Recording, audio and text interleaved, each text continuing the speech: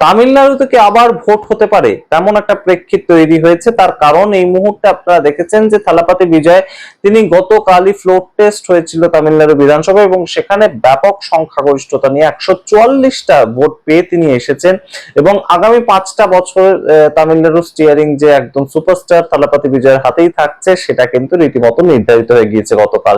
তো সেখান থেকে এই মুহূর্তে যে গুরুত্বপূর্ণ কিছু ঘটনা ঘটেছে গতকালকেই, সেগুলো আপনাদের সামনে রাখবো এবং অবশ্যই কেন আবারও পুনর্নির্বাচনের প্রেক্ষিতটা উঠে এলো সেটাও আপনাদের সামনে ব্যাখ্যা করবো। তার আগে অবশ্যই টক টু বাংলা ইউটিউব চ্যানেলকে সাবস্ক্রাইব করে দিন, এই ভিডিও দেখুন শেষ অবধি স্কিপ না করে। আপনারা জানেন এই মুহূর্তে তামিলনাড়ুতে ফ্লোর টেস্ট হয়েছে গতকাল এবং ফ্লোর টেস্টের আগে পর্যন্ত যেমন রীতিমতো নাটক তৈরি হয়েছিল একটা, যে শেষ পর্যন্ত থালাপাতি বিজয় মেজরিটিটা রাখতে পারবেন কিনা, ম্যাজিক ফিগারটা ধরে রাখতে পারবেন কিনা, সেগুলো যেমন ছিল, কিন্তু শেষ পর্যন্ত দেখা গেল 144 জন ভোট দিয়েছেন, কিন্তু 144 সংখ্যাটা এলো কোত্থেকে, এটা নিয়ে যখন জল্পনা চলছে তখন যেটা বোঝা যাচ্ছে একদম সরাসরি এআইএডিএমকে তাদের যে 30 জন বেরিয়ে গিয়েছিলেন এমএলএ, তারা কিন্তু সরাসরি সিক্রেট ব্যালটের মাধ্যমে ভোট দিয়ে দিয়েছেন। কিন্তু 22 জন, যা খবর উঠে আসছে, এই 30 জনের মধ্যে 22 জন এআইএডিএম কে তাদের পক্ষ থেকে ভোট দিয়েছেন থালাপাতি বিজয়কে, টিভিকে সরকারকে, এবং অবশ্যই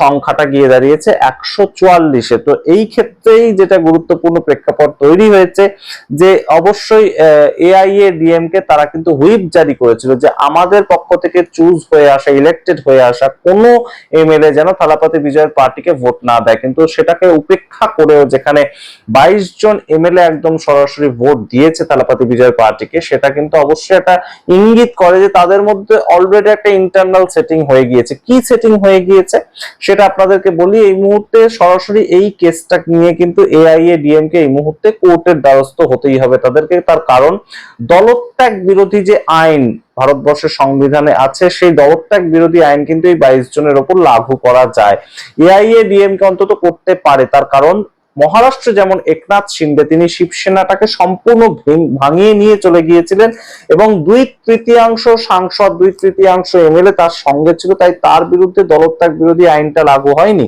কিন্তু এই ক্ষেত্রে মোট 47 জন বিধায়ক এআইএডিএমকে পক্ষ থেকে জয়ী হয়েছেন, তার মধ্যে 22 জন তারা ভোট দিয়েছেন পার্টির হুইপটাকে অগ্রাহ্য করে, তাদের বিরুদ্ধে কিন্তু দলত্যাগ বিরোধী আইন লাগু হয়। যদি এই সংখ্যাটা 32 হতো তাহলে কিন্তু হতো না।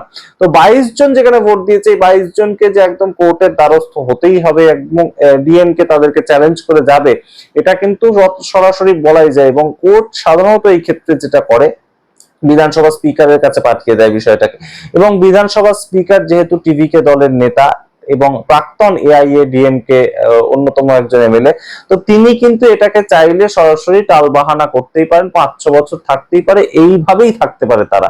তো এআইএডিএম কে পক্ষ থেকে তারা ইলেক্টেড হয়েছে, কিন্তু তারা সরকারের পক্ষে কোন রকম ভাবে থাকতে পারে, তো তারা সরকারে যুক্ত হতে পারবে না, সরকারের বিরুদ্ধেও থাকবে না, তেমন ভাবে তারা থাকতে পারে। কিন্তু যে বিষয়টা হতে পারে সেটাকে ছাড়া একদম তারা যদি ইস্তফা দিয়ে দেয়, অর্থাৎ তাদেরকে যদি সরে যেতে হয় তাদের পদ থেকে, একদম স্পিকার হয়তো বলে দিল যে তাদেরকে সরে যেতে হবে, দলত্যাগ বিরোধী আইন তাদের বিরুদ্ধে লাগু হচ্ছে এবং সেই ক্ষেত্রে তাদেরকে সরে যেতে হবে, এই বিষয়টা যদি স্পিকার অ্যালাউ করে, তাহলে কি হতে পারে? তাহলে কিন্তু অবশ্যই এই 22টা সিটে, এবং থালাপাতি বিজয় যে নিজে একটি সিট ছেড়ে দিয়েছেন, তিনি 2টি সিটে লড়াই করে 2টিতেই জিতছিলেন, একটি সিট ছেড়ে দিয়েছেন, সেই আরেকটি সিটে মোট 23টি সিটে কিন্তু আবারও পুনর্নির্বাচন হতে পারে। এবং অবশ্যই যেটা কিন্তু রাজনৈতিক অলিতে গলিতে শোনা যাচ্ছে, আপনারা ম্যাক্সিমাম নিউজ শুনতে পাবেন না তামিলনাড়ু সম্বন্ধে, কারণ তামিলনাড়ু ম্যাক্সিমাম নিউজ তামিল ভাষায় তারা নিউজ করে, তো আমরা ইংলিশে যে নিউজগুলো শুনতে পাচ্ছি তামিলনাড়ু সম্বন্ধে সেগুলোই আপনাদের জন্য বাংলায় প্রস্তুত করছি। যে অবশ্যই টিভিকে সঙ্গে কিন্তু এই 22 জন বিধায়কের একটা ইন্টারনাল কথাবার্তা হয়ে গিয়েছে, কনভারসেশন হয়ে গিয়েছে, এবং তারাই যে সরাসরি এই মুহূর্তে টিভিকে জয়েন করবে, নিজের থেকেই দল ছেড়ে এসে নিজের থেকেই টিভিকে জয়েন করবে, সেটার একটা প্রথম ইঙ্গিত কিন্তু এই ভোটদান কর্মসূচিটা ছিল। এবং তারা সম্পূর্ণ থালাপাতি বিজয়কে এই আশ্বাসটা দিয়েছিল যে আপনার সরকার তৈরি করতে কোনো রকম কোনো অসুবিধা হবে না, যখন ফ্লোর টেস্ট হবে তখন 118টা ভোট আপনার তো দরকার, আমরা আমাদের পক্ষ থেকে সেটা করে দেবো, কোনো ধরনের কোনো অসুবিধা হবে না। কিন্তু আপনার এইটা আপনি শিওর করবেন যে পরবর্তীতে আপনাদের দল যখন আমরা জয়েন করব, আমাদের বিরুদ্ধে দলত্যাগ বিরোধী আইন হবে, আমরা দল ছেড়ে এসে আপনার দল জয়েন করব। ঠিক যেমন পশ্চিমবঙ্গ বিধানসভার ক্ষেত্রে মুকুল রায়ের ঘটনাটা হয়েছিল, তিনি বিজেপির টিকিটে 2021 সালে জিতেছিলেন, কিন্তু তারপর তৃণমূল কংগ্রেস জয়েন করেন। তো সেই ক্ষেত্রে তার যে দলত্যাগ বিরোধী আইন সেটা কোর্টে চলে যায়, এই বিষয়টা হবে আর কি তামিলনাড়ুতে।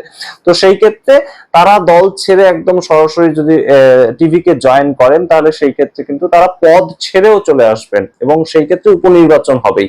এই জায়গাটা যদি তৈরি হয়, তাহলে টিভি কে তাদের সবাইকে টিকিট দেবে এই 22টা কেন্দ্র থেকে। এই বিষয়টা কিন্তু এই মুহূর্তে একটা ইন্টারনালি তাদের মধ্যে ম্যানেজমেন্ট হয়ে গিয়েছে, যেটা আমরা দেখতে পেয়েছিলাম তাপস রায় পশ্চিমবঙ্গের ক্ষেত্রে 2021 সালে তৃণমূল কংগ্রেসের হয়ে জয়ী হয়েছিলেন, কিন্তু তারপর তিনি যখন তার দল ছেড়ে চলে আসেন, তৃণমূল কংগ্রেস ছেড়ে বিজেপি জয়েন করেন, তখন তিনি সম্পূর্ণভাবে তার পদটাও ছেড়ে চলে আসেন বরানগর বিধানসভা, এবং বরানগর বিধানসভায় আবার উপনির্বাচন হয়, সেখান থেকে আবার তৃণমূল কংগ্রেস 2024 সালে জিতে আসে। এই যে বিষয়গুলো, এইগুলো পরবর্তীতে হতে চলেছে তামিলনাড়ুতে এই 22টা সিটের ক্ষেত্রে, তেমন কিন্তু একটা খবর উঠে আসছে। তো এই জায়গা থেকেই এই মুহূর্তে 22 জন এআইএডিএমকে তারা কিন্তু সম্পূর্ণ দল ত্যাগ করতে পারেন, অর্থাৎ এনডিএ তে বড়সড় একটা ভাঙন তৈরি করতে শেষ পর্যন্ত সমর্থ হলেন সুপারস্টার থালাপতি বিজয়। একদম রাজনীতিতে নতুন ভাবে উঠে আসা থালাপতি বিজয়, তিনি এত দূর একটা শীত কাটতে কিন্তু সমর্থ হলেন এআইএডিএমকে এর মতন এত পুরনো একটা পার্টি।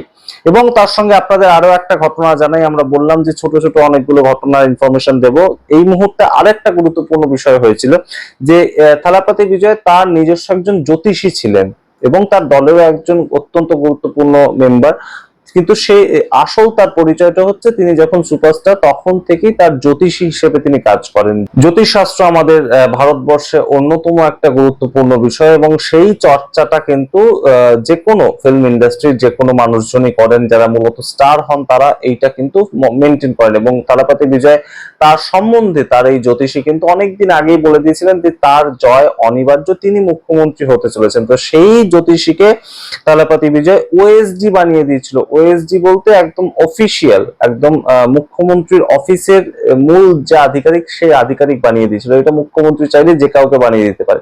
তো সেই জায়গা থেকে জ্যোতিষীকে বানিয়েছিল এবং সেখান থেকে পরবর্তীতে 24 ঘন্টায় তাকে বরখাস্ত করেন থালাপতি বিজয়। তার কারণ এটাকে নিয়ে কিন্তু রীতিমতন একটা আন্দোলন তৈরি হয়, একটা রীতিমতন কটাক্ষ তাকে শুনতে হয়। এই কটাক্ষ কে করেছে? প্রাথমিকভাবে ডিএমকে করেছে। এম কে স্ট্যালিন এবং তার ছেলে, এই দুজনেই কিন্তু সরাসরি থালাপতি বিজয়কে কটাক্ষ করেছে। কারণ থালাপতি বিজয় যে স্টারডামটা দেখিয়ে এসেছেন ক্ষমতায়, সেই স্টারডামটা হচ্ছে মূলত জেন জি কে অ্যাট্রাক্ট করা, জেন জি কে তার প্রতি অ্যাট্রাক্ট করা। সেই জেন জি কিন্তু সম্পূর্ণ কুসংস্কার আচ্ছন্ন হবে না কখনোই, এটাই কিন্তু একটা টেন্ডেন্সি, তারা একদম বিজ্ঞানসম্মত মানসিকতায় তৈরি। তো সেই জেনজি এমনই ভোট দিয়েছে যে ডিএমকে সরকার সেটাকে ফেলে দিয়েছে। শুধু তাই নয়, এআইডিএমকে তাদেরকেও ফেলে দিয়েছে। সম্পূর্ণ নতুন একটা প্রেক্ষিত, সম্পূর্ণ নতুন ঝকঝকে চেহারা, কিন্তু সেই ঝকঝকে চেহারা জ্যোতিষ শাস্ত্রে বিশ্বাস করে, এইটা নিয়ে কিন্তু কটাক্ষ করেছিলেন এম কে স্ট্যালিনের ছেলে। ঠিক তেমন ভাবেই থালাপতি বিজয় টিভি কে দলের যে সহযোগী সহযোদ্ধা ভিসি কে, তারাও কিন্তু এটাকে নিয়ে কটাক্ষ করেছে যে বিজ্ঞান মনস্ক হওয়া উচিত রাজ্যের মুখ্যমন্ত্রীকে, এই কথাটা তারা বলেছিলেন। তো সেইখান থেকে তাকে ওএসডি পদ থেকে সরিয়ে দেওয়া হয়েছে। এইটাও কিন্তু একটা বড় সড়ো একদম গতকাল ফ্লোর টেস্টের পরেই সিদ্ধান্ত নিয়েছেন থালাপতি বিজয়। অবশ্যই এই মুহূর্তে অত্যন্ত ধরে ধরে তিনি চলছেন, কোনো ধরনের কোনো বিতর্ক রাখবেন না, তেমনই তিনি রীতিমতন সিদ্ধান্ত নিয়েছেন এবং প্রত্যেকটা সিদ্ধান্ত পর পর মুখ্যমন্ত্রী হয়েই তিনি যেভাবে নিচ্ছেন আমরা দেখতে পেয়েছি। ইতিমধ্যেই 200 ইউনিট বিদ্যুৎ ফ্রি থেকে শুরু করে অ্যান্টি ড্রাগ ক্যাম্পেইন কিংবা মহিলাদের জন্য স্পেশাল ফোর্স সেগুলোকে চালু করা, এগুলো নিয়ে কিন্তু রীতিমতন ওয়াকিবহাল হয়েছেন তিনি। এবং যা যা একদম কথা বলে এসেছিলেন ভোটের আগে, তিনি স্বপ্ন দেখিয়ে এসেছিলেন, সেই স্বপ্নগুলো পূরণ করার চেষ্টা করছেন তিনি। এখন আমরা দেখব যে কিভাবে সরকার চলে এবং সরকারের সঙ্গে যুক্ত হওয়ার জন্য এই 22 জন সম্পূর্ণ এআইএডিএমকে ছেড়ে তারা টিভি কে কবে যুক্ত হয়, এবং সেক্ষেত্রে পরবর্তীতে একদম তারা ইস্তফা যদি দিয়ে যুক্ত হয় তাহলে পুনর্নির্বাচন হয়। পুনর্নির্বাচন যদি হয় তাহলে সেই ক্ষেত্রে টিভি কে এই 22 জনকে আবার টিকিট দেয় কিনা, এবং 22 জনকে টিকিট দিলে কিন্তু বোঝাই যাচ্ছে যে সরকারের ফেভারেই কিন্তু উপনির্বাচনের রেজাল্টটা যায়। আপনারা কি মনে করেন সামগ্রিক রিপোর্টের ভিত্তিতে অবশ্যই কমেন্ট বক্সে কমেন্ট করুন। দেখতে এখন টক টু বাংলা, অবশ্যই টক টু বাংলা ইউটিউব চ্যানেলকে সাবস্ক্রাইব করতে ভুলবেন না। ধন্যবাদ।